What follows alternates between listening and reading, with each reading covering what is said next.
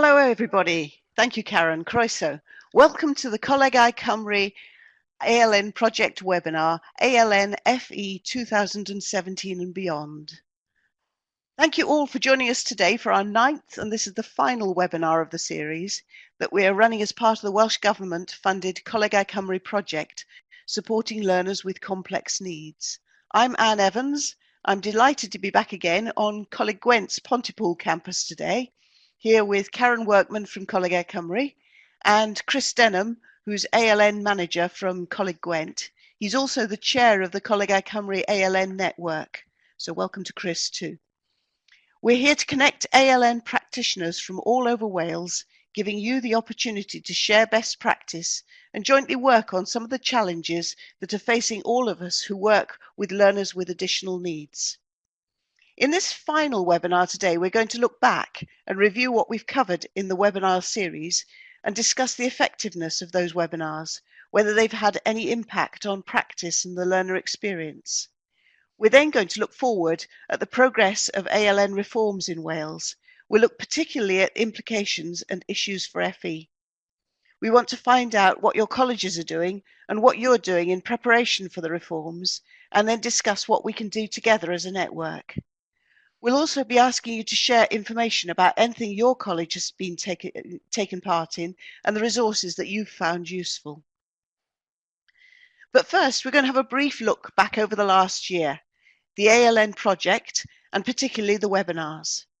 The final report for the project has been completed. The data is really impressive.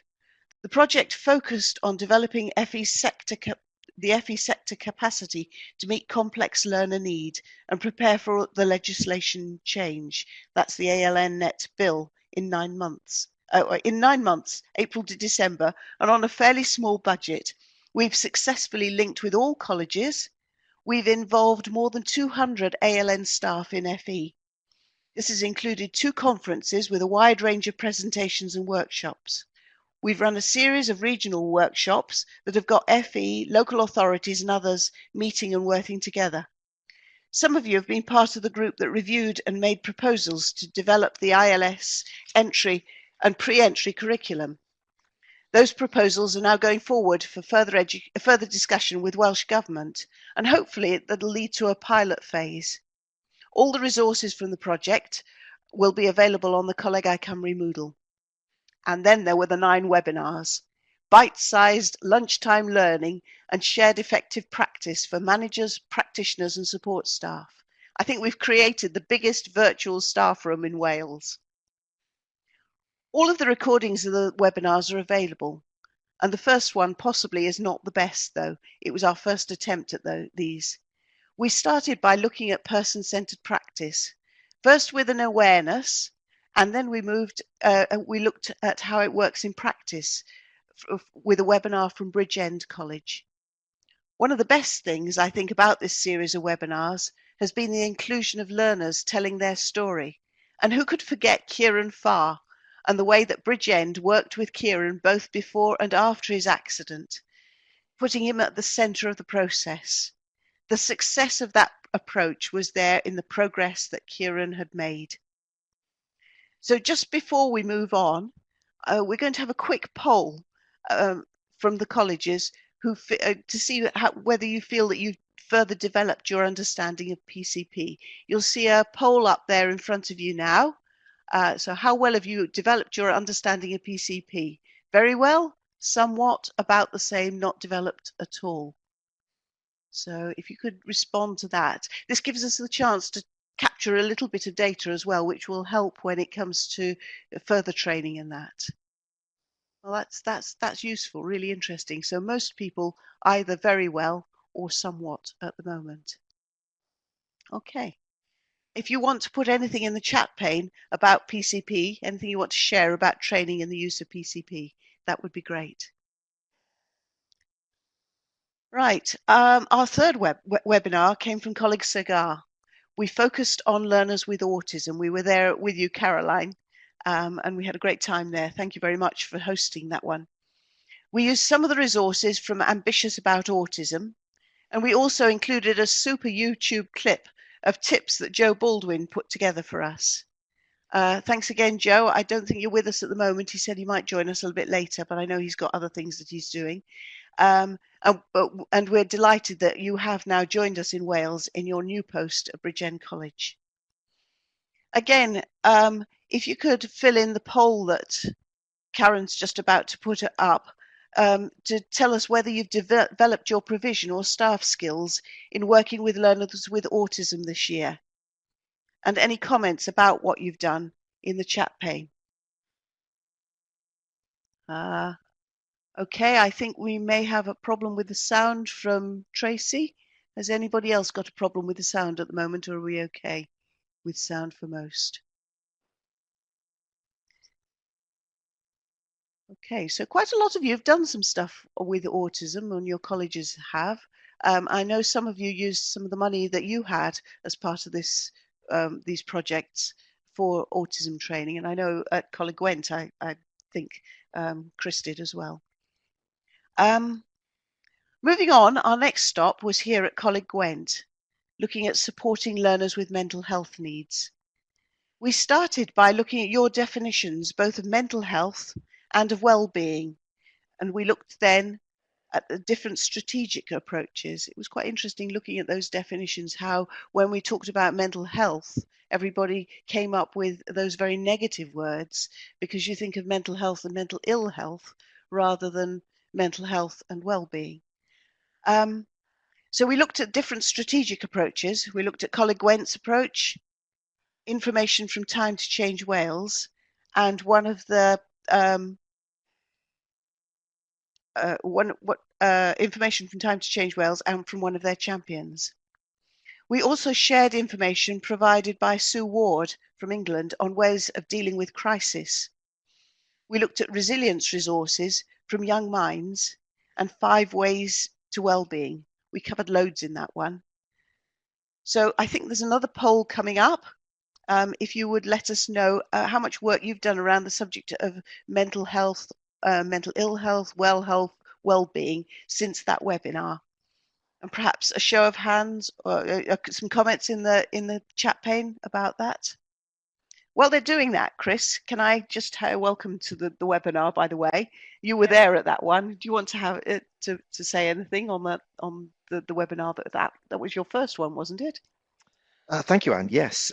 First of all, can I just say hello to everybody out there? Happy New Year to you. Hopefully your term is going reasonably well, challenging as ever. It was my first webinar.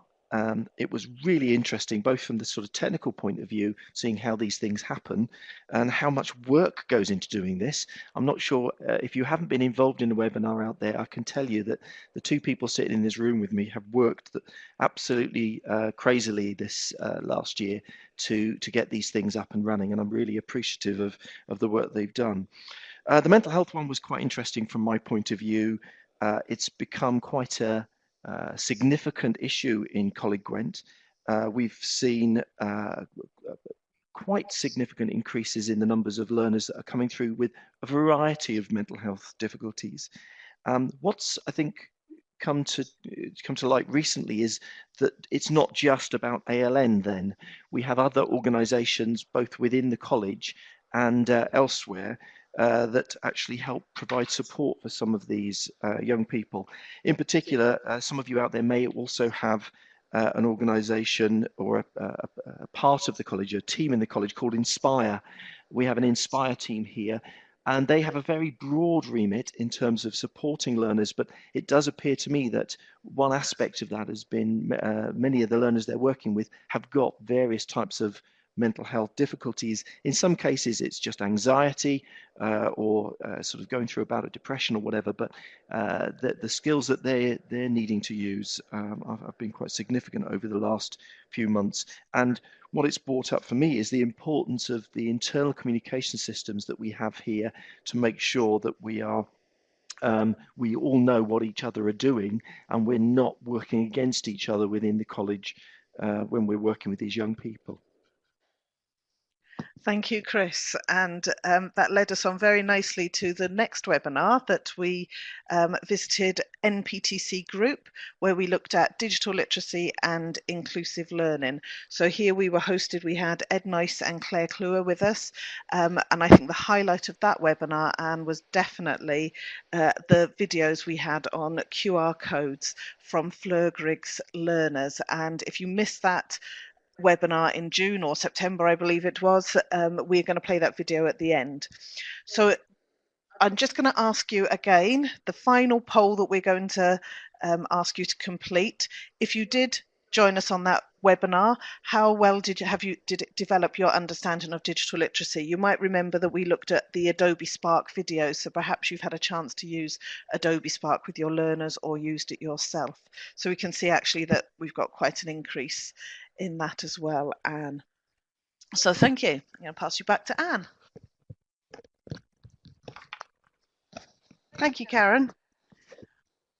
And thank you, yes, a good show there. Our next stop was Merthyr College. We looked in some detail at the key messages from the recent ESTIN inspections, target setting, recording and tracking learner progress. We explored the use of RAPA, that's recognising and recording progress and achievement, and how it might be used with ALN FE learners. We also looked at how technology could be used to record progress. Have any of you followed this up? This time, rather than a poll, if you could just a show of hands, so put your hand up if you've done anything when it comes to RAPA or recording progress. And I can see Lizzie has, and colleague Sergar, Nick, that's great. Yep, lots of you. Thank you, that's really good to see. Thank you. Not all of our webinars go exactly to plan. Our next stop was CAVC, Cardiff and the Vale College. Beautiful building they've got.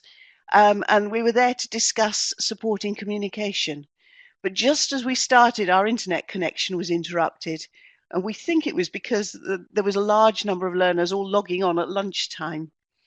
We lost at least 5 minutes, but we still managed to share some of the excellent practice at CAVC and some tips for all supporting communication in FE from CAVC, from Ceredigion and from Gwent. Ceredigion and colleague Gwent very kindly sent us a couple of slideshows that we used there with some information in to show us what they were doing with Elkland training in particular and others. And then just before Christmas, Karen and I were in Roe-Sancy at GLLM.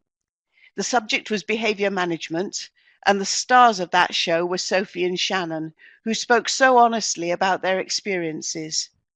We had lots of information from Jane Myatt as well, and it was another packed session, well worth listening to if you missed it.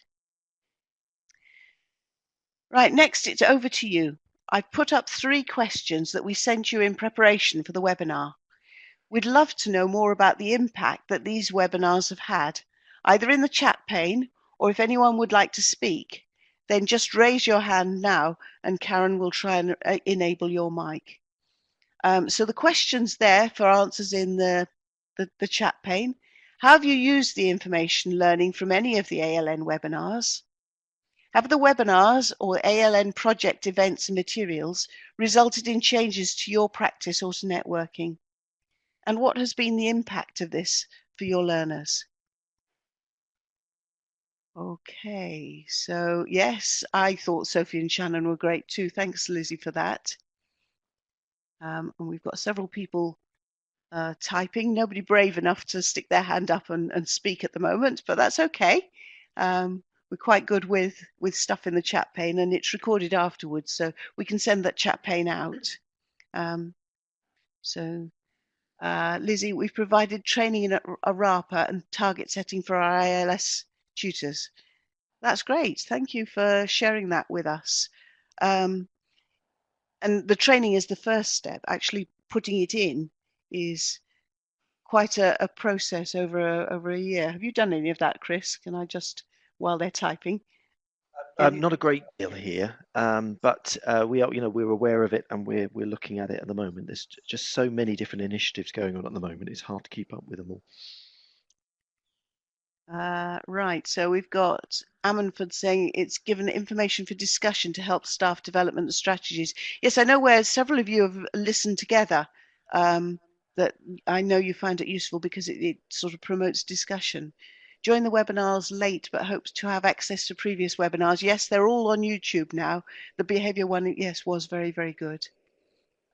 Rachel, thank you. You looked at the digital literacy after it was recorded. Very good tips, yes. We hope you tried them out.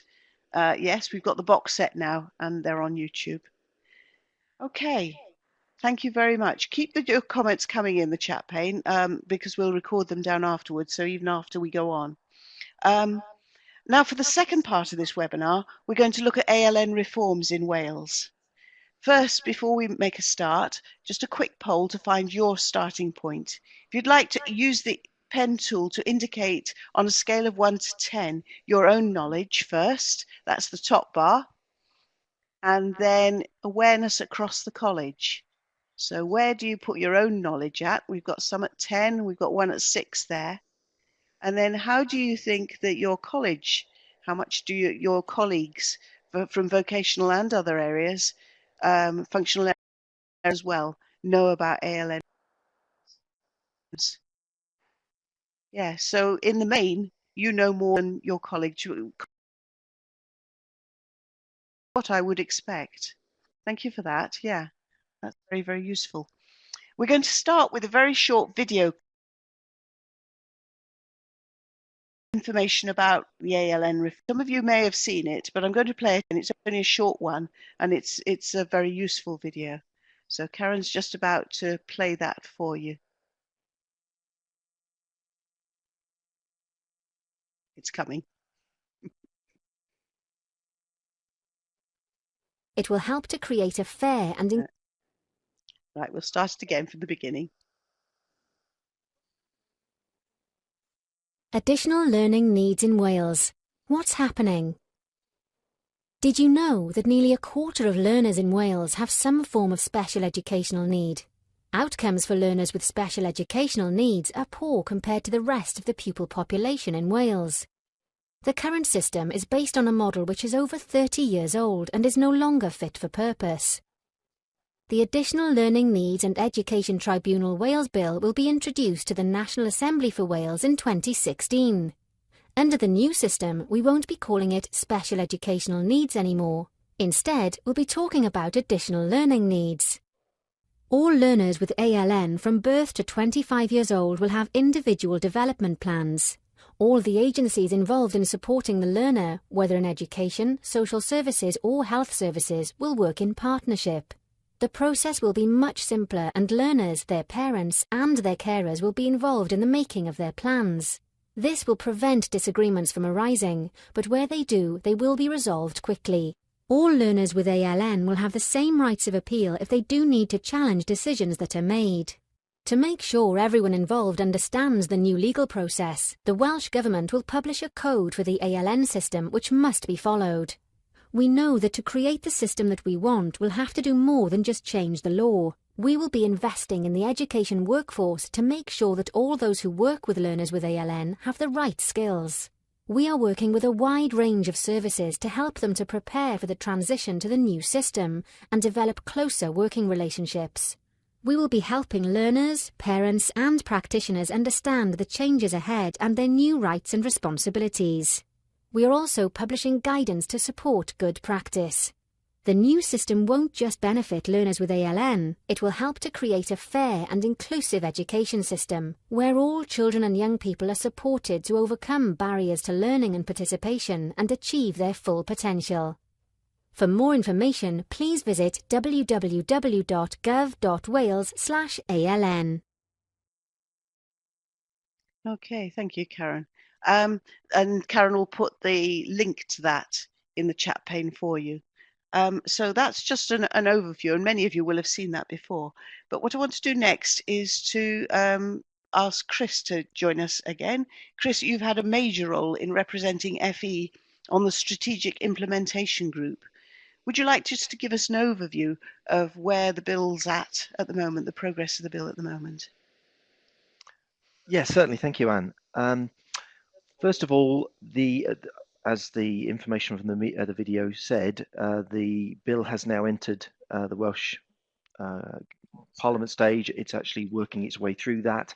The situation is that our current political system in Wales means that there's additional parties involved in that process than would have been the case a few years ago, and therefore they do say the scrutiny is going to take a little longer than perhaps it would have done. However, in February, we're going to be seeing the next version of the Code of Practice that's going to be out for us to have a look at. That's going to be really important to see what kind of changes they've made to that.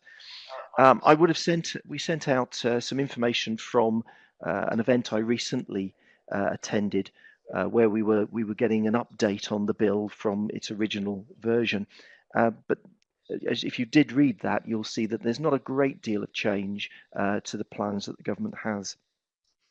Now, the Welsh Government ALNET bill team have brought together a group of professionals from local authorities, FEIs and other organisations to form an ALN strategic implementation group.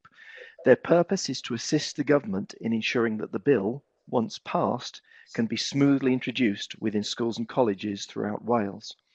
They're currently organising expert groups to work on specific areas, and these areas include one group that's looking at elencos, that's being led by Liz Jones from Blaenau Gwent, a group that's looking specifically at transition, that's being led by Gaynor Davis from RCT, another group that's looking at IDPs, that's Gwynap Rysiat, I think is his name, from Gwynedd.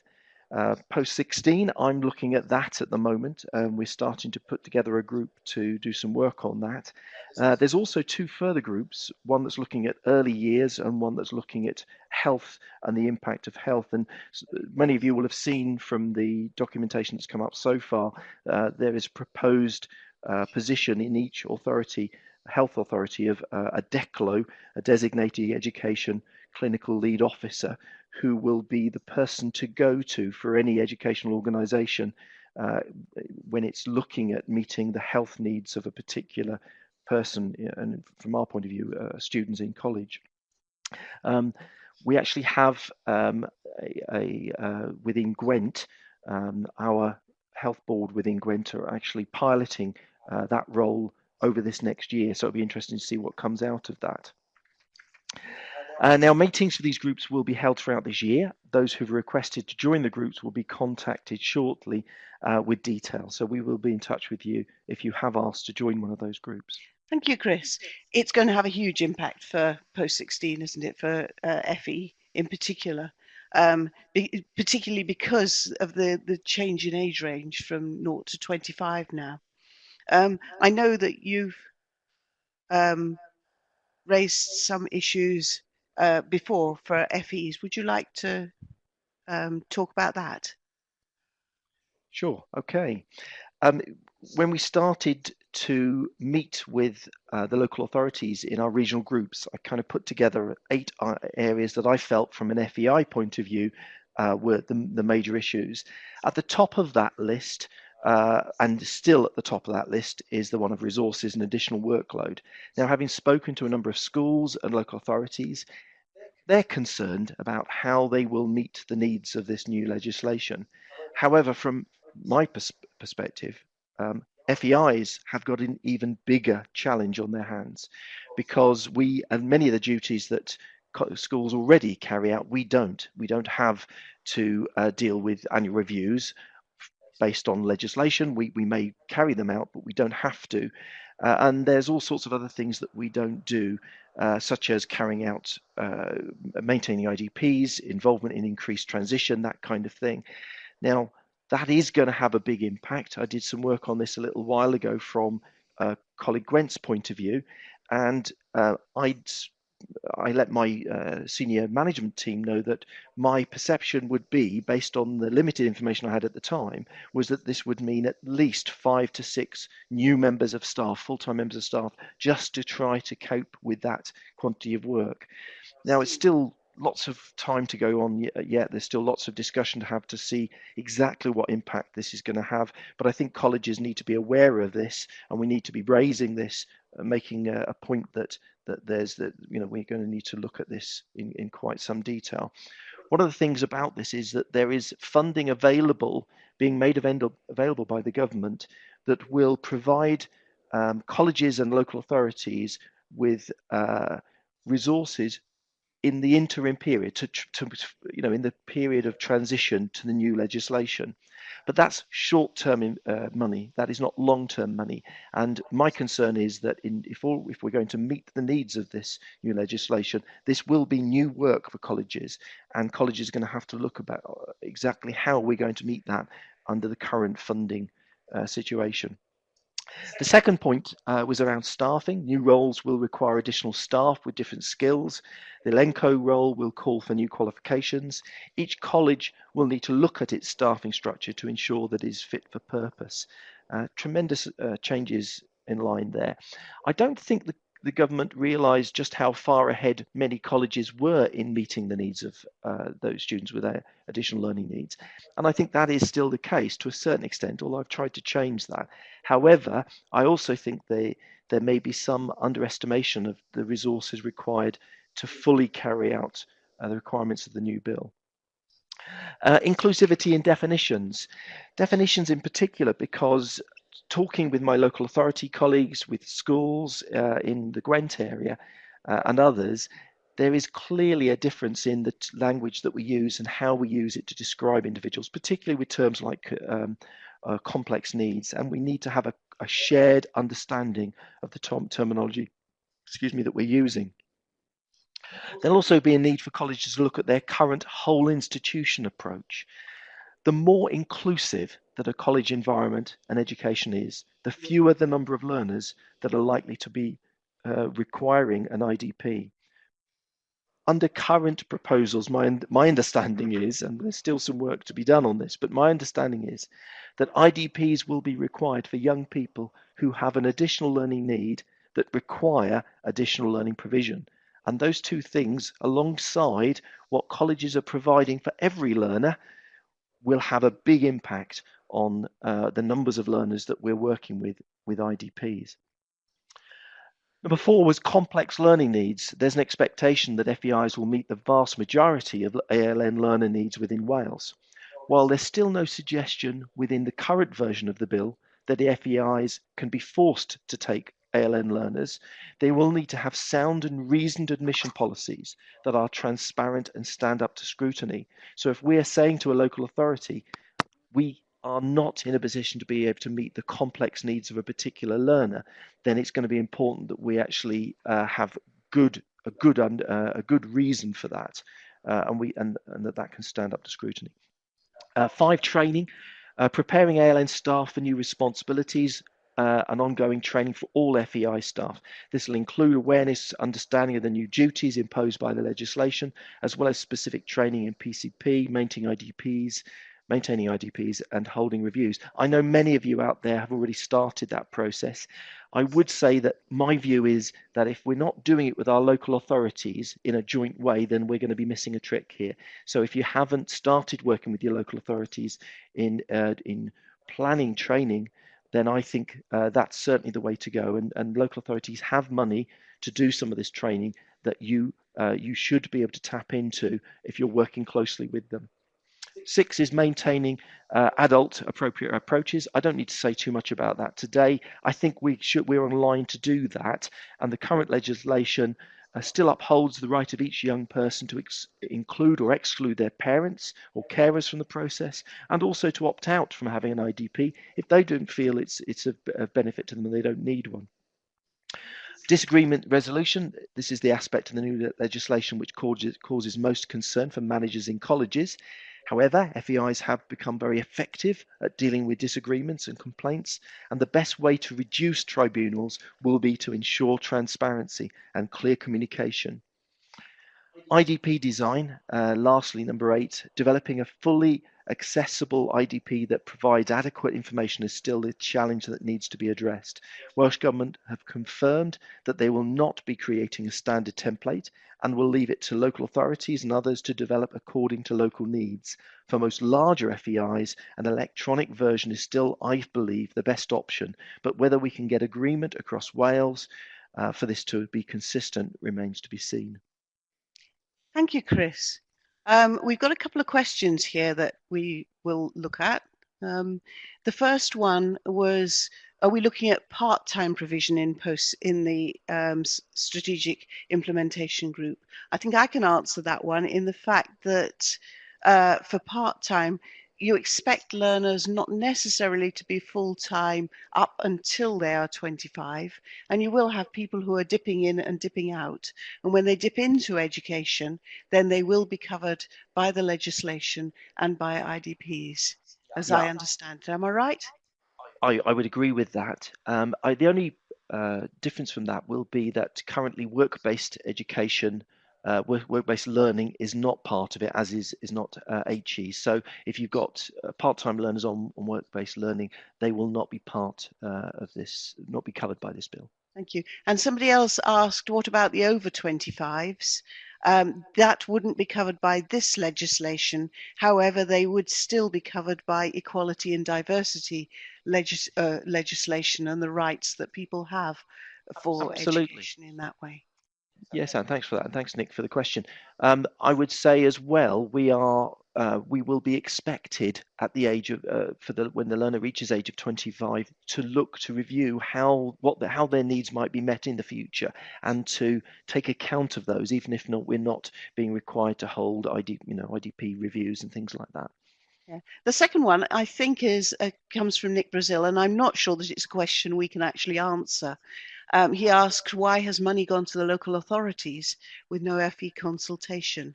And I think, Nick, what you're referring to is the money that's gone at the moment for some for training and other things to local authorities for a variety of projects. They do include post-16 elements, and they did have to include that within what they were proposing. As I understand it, the money went out. It was a fairly quick turnaround. And maybe for some authorities, they haven't included FE as well as they might have done. But certainly, I think that the Welsh Government is aware, and where possible, post-16 has been included. And we will certainly be looking to lobby to make sure that next rounds of that sort of funding includes FE a little bit more, certainly from Coleg Cymru. I'll just add one more thing to that, Anne, and that's that my strong advice to you is to go to your local authorities and ask the question, how are you going to be working with us with this money? Can we get involved? And meet with them wherever possible. I've had an email literally Friday evening from Blaenau Gwent to say that this money is available. They want to do some training with us, and I'm going to be in touch with my colleagues in the local authorities there to start that. That's a really good idea. Okay, what we would like you to do next, so it's the next set of questions. So what's your college doing to prepare for ALN reforms and change? So what are you doing strategically? How are roles changing within your college? And what sort of training are you including? Okay, so if you'd like to write your answers in the chat pane to that, and just while you're doing that, at our conference in October, Joe Baldwin provided some suggestions from his experiences in England. Some of the things he was going to try and be with us today, but I don't think he is. But some of the things that he suggested were perhaps that we had that you had a named lead within the college. How many of you have got that? A college-wide approach. Chris mentioned that, where you see ALN as everybody's responsibility. Training about not taking your own specialist knowledge for granted. It's not natural for everyone, he said. Whether you're conducting any skills audits to see what's missing within your colleges at the moment. how your partnership working, whether you're developing those partnerships both internally and externally, and that might be linking with your local consortia and local authorities to see how you can join in with whatever training or whatever projects that they've got going. Transparency of information, whether the information that you put out for ALN learners is really that they're able to access, that they know what there is out there for them. And perhaps with parent-carer forums, using learner voice, person-centered practices, and transition events, informal coffee mornings. Are any of you doing those either at school or at college? We've got lots of things coming back.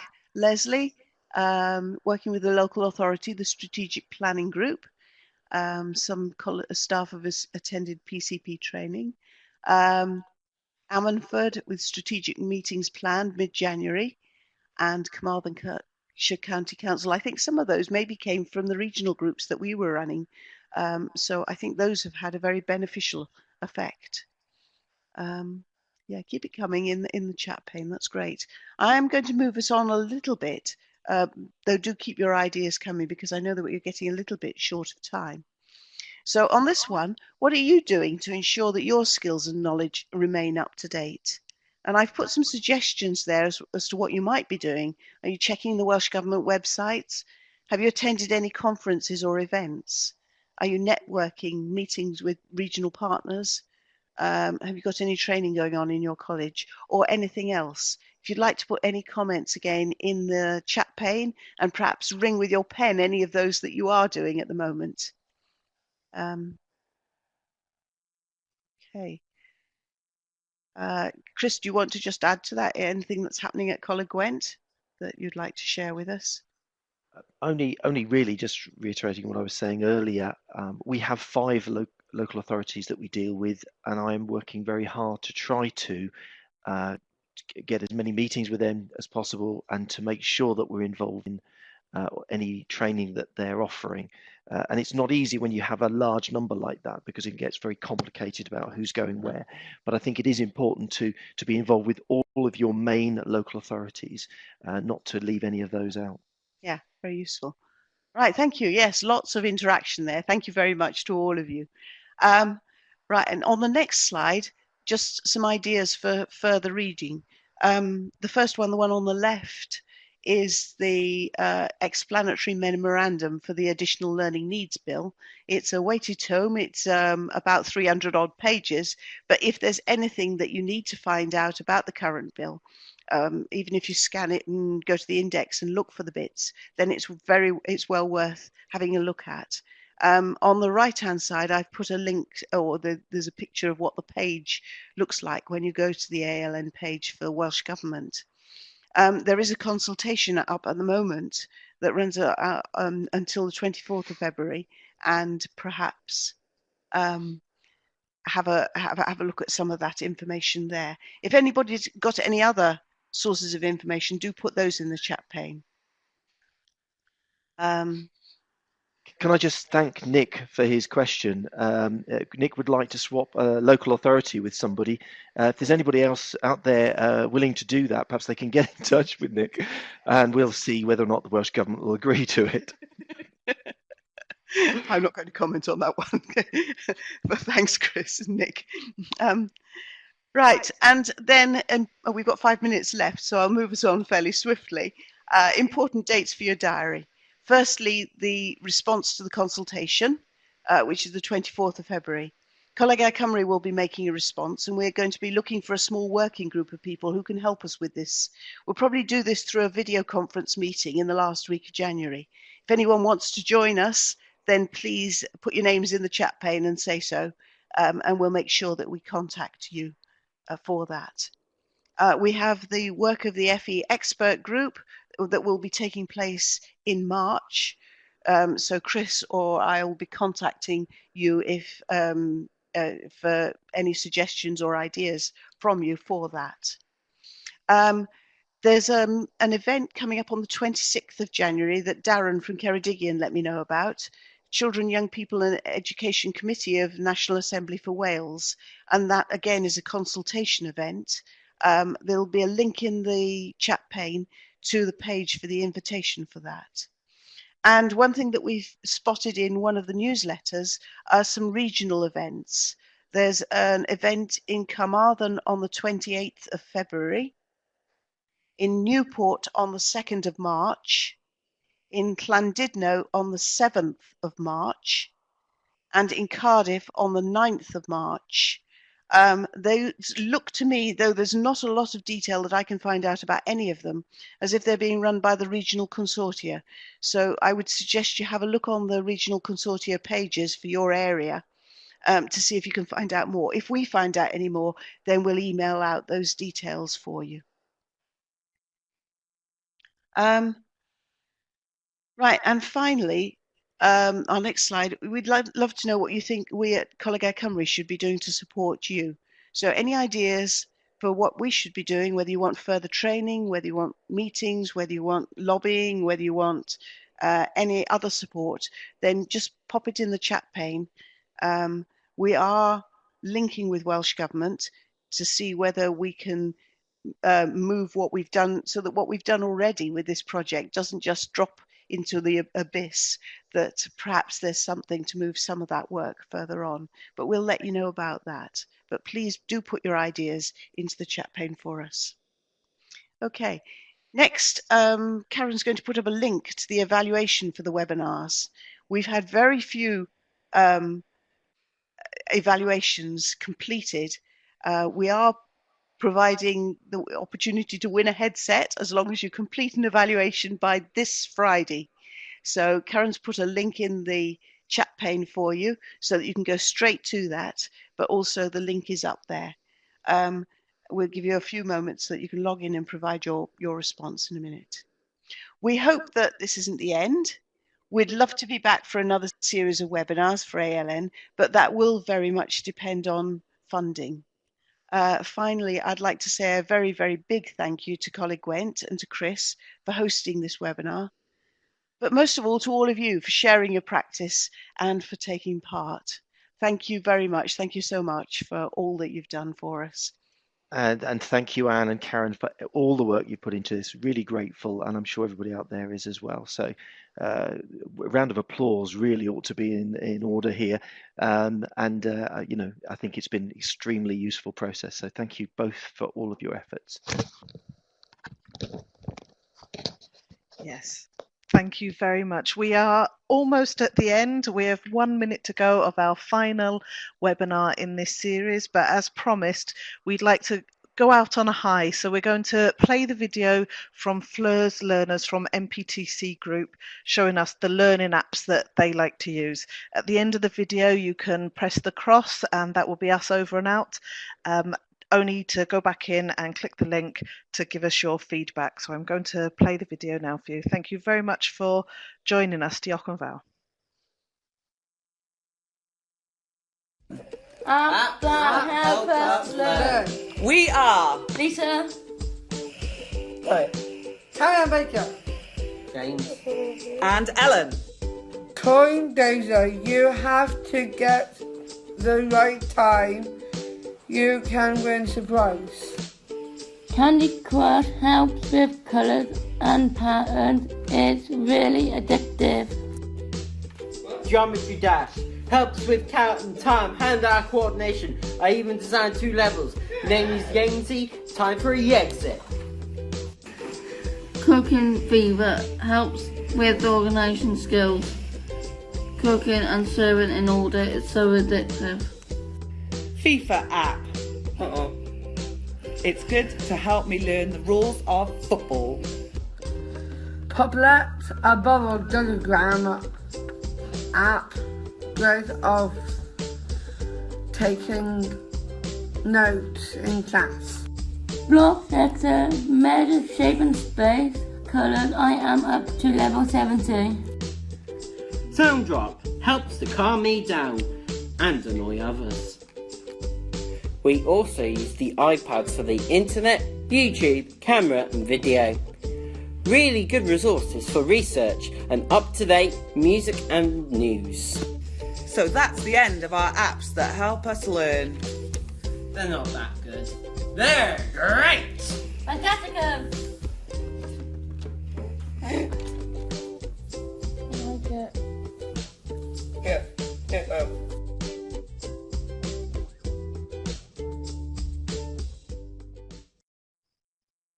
So thank you very much. And as Anne said, thank you for your support. We hopefully will be back very soon. But please, just as a final reminder, could you click the link in the chat pane on your way out, which will take you to a Google form to leave us some evaluation. But from Anne and Chris and me, it's goodbye.